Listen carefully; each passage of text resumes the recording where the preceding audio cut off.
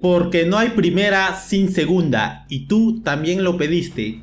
Aquí está la continuación, la segunda parte de los peores regresos al fútbol peruano. En la primera entrega hablamos de los regresos fallidos de Canchita González a Universitario, donde su rendimiento fue tan discreto que terminó saliendo por la puerta falsa rumbo a Sporting Cristal, de Paolo Guerrero y su regreso al fútbol peruano, en este caso a la UCB, que terminó dejando en crisis al cuadro poeta y mandando la segunda, y de Cristian Cueva con sus constantes regresos al fútbol peruano, donde parecía que volvió más por extrañar la rica Pilsen que por jugar al fútbol. Si te perdiste este video, te lo dejaré en la parte de arriba. Y cómo no empezar esta segunda parte con uno de los regresos más llamativos de los últimos tiempos. Según decían, su retorno serviría para repotenciarlo y convertirlo en una futura venta millonaria. Era un ganar o ganar, según los dirigentes que lo trajeron.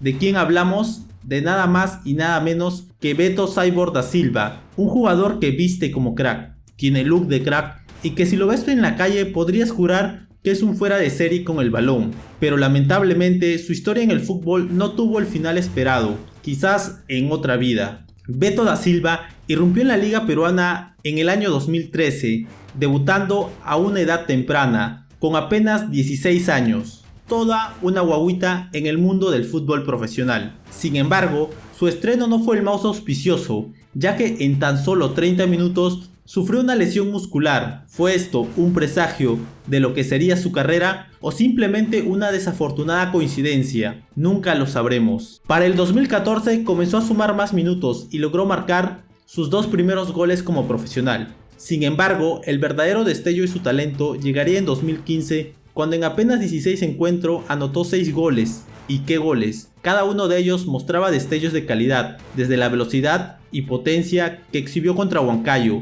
hasta la chalaca impecable que se mandó ante Melgar, o la explosividad que desplegó frente a Vallejo. No se podía negar que su inicio prometía, parecía que estábamos ante un crack en formación. Su ascendente carrera lo llevó a emigrar a Europa, fichando por el PSV Eindhoven, donde comenzó en el Jong PSV. Tras un buen rendimiento en la filial, logró ser promovido al primer equipo, pero justo cuando parecía que su crecimiento iba por buen camino, sorprendió a todos con una decisión inesperada: fichar por el Grêmio de Brasil. Para muchos, aquello significó un retroceso en su carrera, pero él optó por ese rumbo. ¿Fue la mejor decisión? No lo sabemos con certeza, pero lo que sí es un hecho es que ganó una Copa Libertadores con el club brasileño. Se la tatuó incluso, aunque lo que nunca sabremos es que si realmente llegó a jugar algún partido importante en aquella campaña. Después de su paso por Brasil, su carrera se convirtió en un ir y venir por distintos equipos sin encontrar estabilidad.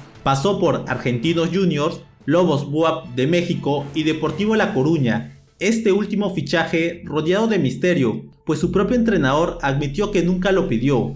Parecía que aún lo vendían con los mismos videos de sus goles en Sporting Cristal, y claro, con el plus de ser brasileño, lo que según las malas lenguas le ayudaba a seguir consiguiendo equipos. Finalmente, en 2020, el famoso y recordado Fondo Blanquiazul tomó la decisión de repatriarlo, cerrando un acuerdo con Tigres de México para que Betoto regresara al fútbol peruano. Aquello terminó convirtiéndose en uno de los peores regresos de la historia reciente de nuestro balompié. Alianza Lima cerró el 2019 con un subcampeonato, impulsado por un Kevin Quevedo en estado de gracia. Sin embargo, la directiva no mostró intenciones de renovarle, o mejor dicho, no quiso pagarle lo que pedía. En su lugar optaron por traer a Betoto, prácticamente al mismo costo, bajo la idea de que aún era una joven promesa, pero aquel 2020, sí, aquel fatídico 2020, Alianza Lima apostó por la cantidad y no por la calidad en sus fichajes, una decisión que terminó costándole caro. ¿Quiénes fueron compañeros en aquella catastrófica temporada? Pues nada más ni nada menos que Cristian Tilín Zúñiga, el popular Si Baila Es Atrevido, Jan Deza,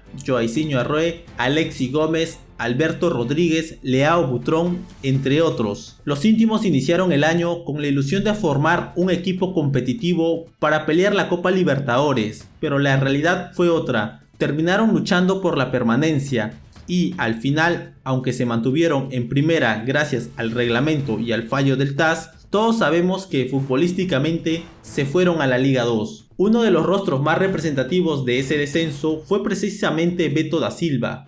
Su paso por Alianza fue un fracaso rotundo, no marcó ni un solo gol, no logró consolidarse y su rendimiento dejó más dudas que certezas. Luego de aquella desastrosa campaña, su carrera fue en caída libre. Pasó por la Universidad César Vallejo, donde en 3 años apenas anotó 7 goles, luego recaló en Melgar, donde no pudo inflar las redes ni una sola vez. En Tarma su rendimiento mejoró ligeramente, ya no era el goleador, pero al menos sumó 3 tantos en la ciudad del Señor de Uruguay. Ahora, en 2025, su destino lo ha llevado a Cienciano. Esperemos que logre encontrar estabilidad, pero desde su regreso a Perú, su carrera ha sido una historia de frustraciones. Quizás lo que necesita no es otro club, sino una formateada completa o una urgente actualización en su sistema operativo. Si te está gustando el video, no olvides darle like, suscribirte y activar la campanita. Sigamos con el video. Un jugador que valía su peso en oro antes de regresar a Perú, que la rompía por la banda izquierda y tenía una pegada envidiable, muchos lo temían por su velocidad, potencia y capacidad de seguir el balón como un depredador en ataque. Sí, hablamos de Juan Manuel Vargas, el Loco, quien tuvo una carrera destacada fuera del fútbol peruano, club donde pasó, club donde dejó huella. Le bastaron 2 temporadas brillantes en el extinto torneo descentralizado 2003-2004, donde marcó golazos desde fuera del área, para que el Colón de Santa Fe se lo llevara a Argentina. En solo 2 años no dejó solo grandes recuerdos, sino también un par de golazos que aún son recordados. Luego emigró al fútbol italiano, primero al Catania, donde brilló pese a jugar en un equipo modesto. Sus actuaciones fueron tan destacadas que la Fiorentina no dudó en ficharlo y allí el Loco no desentonó. Gol tras gol, asistencia tras asistencia, se consolidó como uno de los mejores laterales izquierdos de su época, en donde se tuvo muchas ofertas por él de mejores equipos, pero el cuadro violeta quería más dinero. También pasó por el Genoa antes de regresar a la Fiore para una segunda etapa. Su último club antes de volver a Perú fue el Real Betis, donde tuvo una campaña regular. Sin embargo, para sorpresa de todos, decidió regresar a Universitario de Deportes en 2017, cuando todavía podía mantenerse en Europa. Una decisión que generó expectativas entre hinchas cremas, quienes pensaban que Vargas llegaría para marcar la diferencia en el torneo local,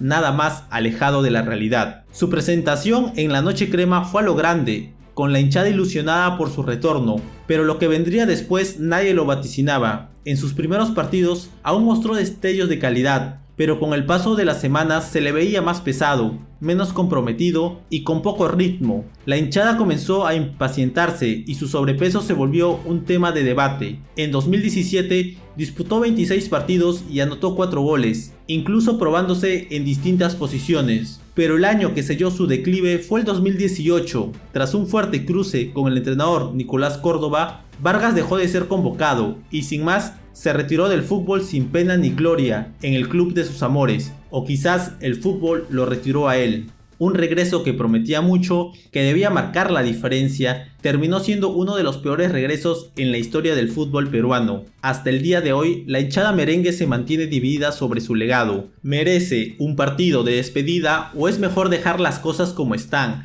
La historia de Loco en la U sigue siendo una herida abierta para muchos. Paolo Hurtado. El caballito Paolo Hurtado es un potrillo que salió de las canteras de Alianza gracias a las grandes crisis que pasaba el club blanquiazul en esos momentos. En Perú jugó por Alianza Lima y por Juan Aurich. Le tenía mucho amor a Alianza, pero en 2012 decidió dejar el club por falta de pagos. Es cierto que esto es su carrera y de algo tiene que comer. Es así que comenzó su carrera en el extranjero. Empezó en el Pacos Ferreira de Portugal, donde le fue relativamente bien. Pasó brevemente por Peñarol, tuvo su paso fugaz por Inglaterra, para ser más preciso en la Championship, en el Reading FC, donde no rindió.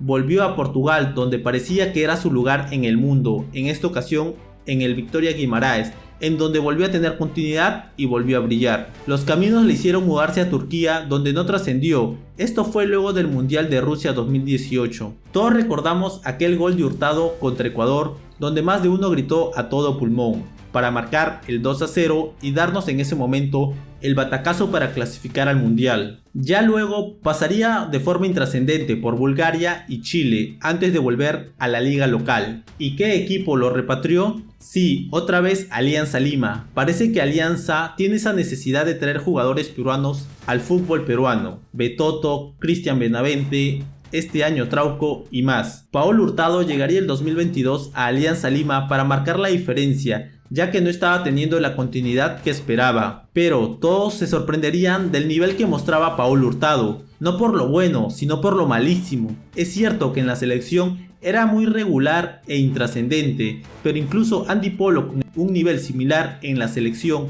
en Universitario logra marcar otro ritmo de juego. Es así que, más que sumar o ganarse la hinchada blanquiazul con su llegada, solo recibió pifias. La verdad es que no corría. Es así que pasó por más pena que por gloria por el cuadro íntimo en aquel clausura, y ya se entendía por qué no lo ponían en Chile. Es verdad, tuvo muchos temas de lesiones y temas familiares realmente fuertes. Bueno, se le quería dar otra oportunidad en Cienciano del Cusco, pero esta vez salió varias veces ampallado con una conocida modelo que no mencionaremos. Es así que en la temporada 2024 terminó en Manucci, donde perdería la categoría.